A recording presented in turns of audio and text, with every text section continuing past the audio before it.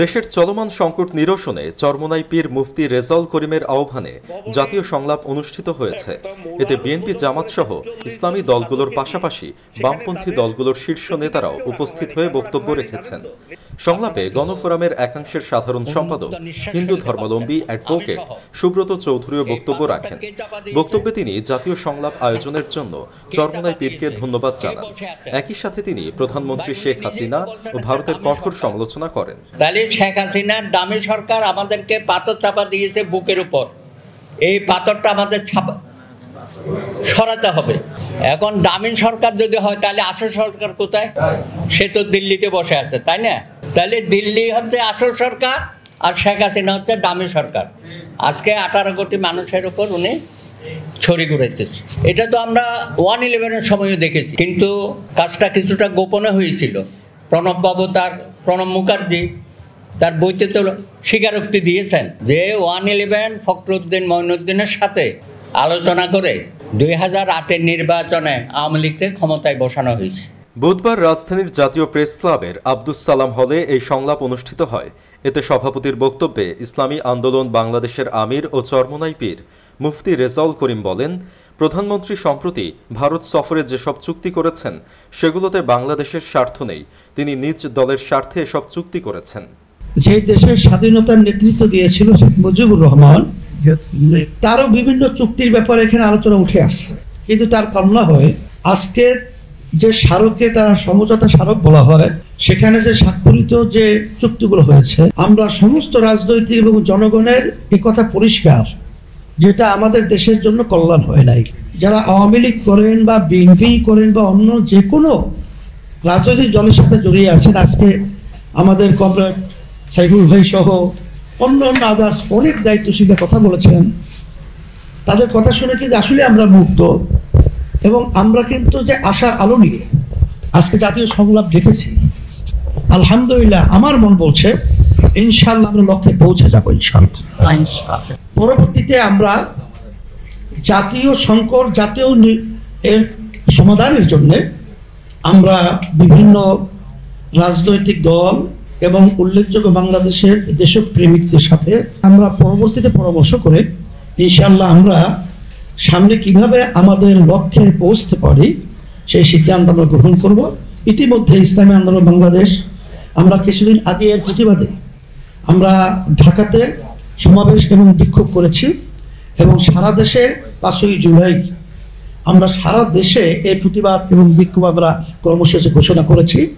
এবং আলহামদুলিল্লাহ আমার মন বলছে, যদি আমরা ব্যক্তি স্বার্থ, দলের স্বার্থ, এইটাকে আমরা যদি অগ্রাধিকার না দিয়ে দেশ এবং ইসলাম মানবতার স্বার্থকে অগ্রাধিকার দিই, আমার মন বলছে লক্ষ্যে পৌঁছতে খুব বেশি সময় লাগবে না ইনশাআল্লাহ।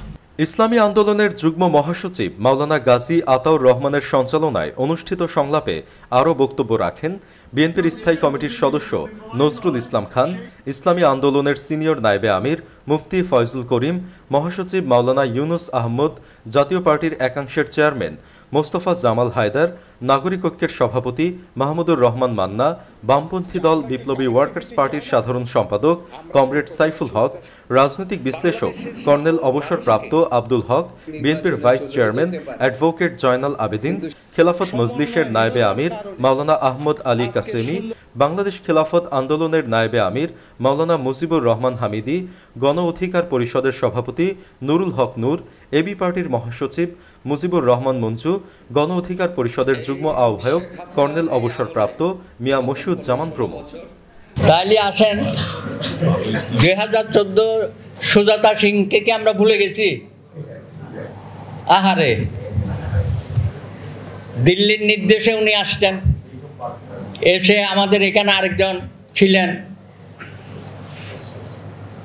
হোসেন মোহাম্মদ এরশাদ, এখন প্রয়াত, তাকে কিভাবে অস্ত্রের মুখে জবরদস্তিমূলকভাবে শাসিয়ে গেল যে নির্বাচনে যেতে হবে, তাই না? উনি তো বলছিলেন যে আমি আত্মহত্যা করতে চাই। হোসেন মোহাম্মদ এরশাদও স্বীকারোক্তি দিয়েছেন, কিন্তু যে দিল্লির শাসক গোষ্ঠী তাকে বাধ্য করেছে সুজাতা সিংহে, উনি একজন সচিব পর্যায়ে, তাই না? উনি কি পররাষ্ট্র সচিব ছিলেন বোধহয়?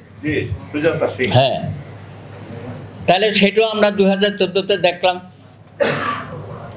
তারপরে তো 2018 দেখলেন, 2024 দেখলেন।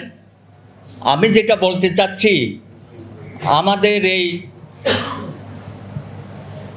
কি বলে এটা, বঙ্গবন্ধু কন্যা, সুকন্যা, জননেত্রী, সমুদ্রকন্যা, কত কিছুই তো বলে ওনাকে। উনি কিন্তু এত চালাক, দেখেন উনি দিল্লি সফরে গেলে প্রণব বাবুর মেয়ের সাথেও দেখা করে, আবার ওইদিকে রাহুল গান্ধী, তার মা প্রিয়াঙ্কা, এদের সাথেও বৈঠক করে। বাংলাদেশের রাষ্ট্রপ্রধানরা যখন আসেন, এটা তো একটা গণতান্ত্রিক কালচার, যে বিরোধী দলে যারা থাকে তাদের সাথেও দেখা করে। বাংলাদেশে গত 15-20 বছরে এগুলো দেখেছেন যে কেউ এসে কোনো সুযোগ পেয়েছে? হাসিনা সেই জায়গাটাও বন্ধ করে দিয়েছেন। সুতরাং আমরা সবাই হাবুডুবু কাচ্ছি তার কাছে। এখন অনেকেই বলেছেন যে আমাদেরকে সব কিছুর মধ্যে ভারতের স্বার্থটা প্রাধান্য দেওয়া হচ্ছে। স্বাভাবিক, কারণ মূল সরকার তো ওখানে বসে আছে। না হলে একটা কসাই মোদি, সে আমাদের উপর এখন একমাত্র দাবি, এক দফা, শেখ হাসিনার পতন, শেখ হাসিনা কবে যাবি, এই স্লোগান নিয়ে আমাদের সকলকে মাঠে নামতে হবে। না হলে সে যতদিন ক্ষমতায় থাকবে আমাদের ভবিষ্যৎ অন্ধকার করে দেবে। আপনি দেখেছেন কি বাংলাদেশের সুখী তালিকায় 29 নম্বরে ছিল 2006 সনে, আজকে আমরা 129 নম্বরে নেমে গেছি।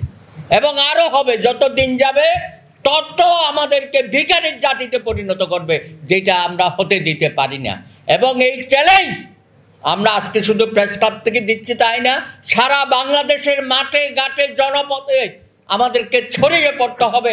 এই ইসলামী আন্দোলন আজকে যে আহ্বান দেবে, সেই আহ্বান সহ সকলে মিলেমিশে ঐক্যবদ্ধভাবে এই ধরনের একটা দামি সরকার অনতিবিলম্বে পদত্যাগ করার জন্য আমরা রাজপথে নামব, সেই প্রতিশ্রুতি আমরা আজকে দিতে চাই। ধন্যবাদ। আমি 3টি প্রশ্ন করেছিলাম। অন্যতম প্রশ্নটি ছিল যে আপনি সোনার বাংলা কায়েম করবেন বঙ্গবন্ধুর, একথা আপনার বক্তব্যে বলেছেন। সোনার বাংলা কায়েম করতে হলে বাংলাদেশের সকল মানুষকে ঐক্যবদ্ধ করতে হবে এবং বঙ্গবন্ধু সেটা চেয়েছিলেন। আমরা তো তখন ছোট, অত বুঝি না, কিন্তু তিনি দলমত নির্বিশেষে সকলকে ঐক্যবদ্ধ করার চেষ্টা করেছেন বলেই আমার মনে হয়। কিন্তু আপনি ক্ষমতায় আসার পর জাতি বিভক্ত হয়ে গেল কেন? স্বাধীনতার পক্ষ এবং বিপক্ষ বলে কেন? আপনি ক্ষমতায় আসার সাথে সাথে নানা কমিটি গঠিত হচ্ছে, দেশকে বিভক্ত করার এক দুর্বিসন্ধিমূলক চক্রান্ত হচ্ছে। এই দেশকে বিভক্ত যদি করা হয় তাহলে কিন্তু সোনার বাংলা কায়েম করতে পারবেন না আপনি, এবং সত্যের উদ্দেশ্য বাস্তবায়িত হবে। আপনি বলেন মাননীয় প্রধানমন্ত্রী, আদৌ কি বাংলাদেশের স্বাধীনতার পক্ষ বিপক্ষ বলতে আছে কি? তখন 28 বছর ছিল, স্বাধীনতার 28 বছর। আমি বলেছি 28 বছর পরেও কি বাংলাদেশে স্বাধীনতার পক্ষ বিপক্ষ আছে কি? প্রধানমন্ত্রীর কথাও রেকর্ডেড আছে। 10টার সময়, 10টা কিংবা 10:30 হবে, 28 ডিসেম্বর 1997 সাল। প্রধানমন্ত্রী আরো দুটো প্রশ্ন করেছিলাম। আমার প্রশ্নে সবাই বিমুগ্ধ হয়েছিলেন, পিন ড্রপ সাইলেন্ট ছিল, আরো সুন্দরভাবে উপস্থাপন করেছিলাম। একজন মিলিটারি অফিসার হিসেবে দেশ বিভক্ত কখনো চায় না, আমি মিলিটারি পয়েন্ট অফ ভিউ থেকেই আমি বলেছি। তিনি খুব সুন্দর উত্তর দিয়েছিলেন। তিনি তখন সহজ সরল ছিলেন। তিনি বলেছিলেন, আপনি ঠিকই বলেছেন, দেশ বিভক্ত করে বঙ্গবন্ধু সোনার বাংলা কায়েম করা সম্ভব নয়। এটা একটা স্টানবাজি। এই যে দ্বিধা বিভক্ত হচ্ছে, এটা একটা স্টানবাজি। উনি নিজে বলেছেন। আমি কি এত বড় সাহস আছে প্রধানমন্ত্রীর বিরুদ্ধে আমি মিথ্যা কথা বলবো? এখানে সিনিয়র নেতৃবৃন্দ উপস্থিত আছেন।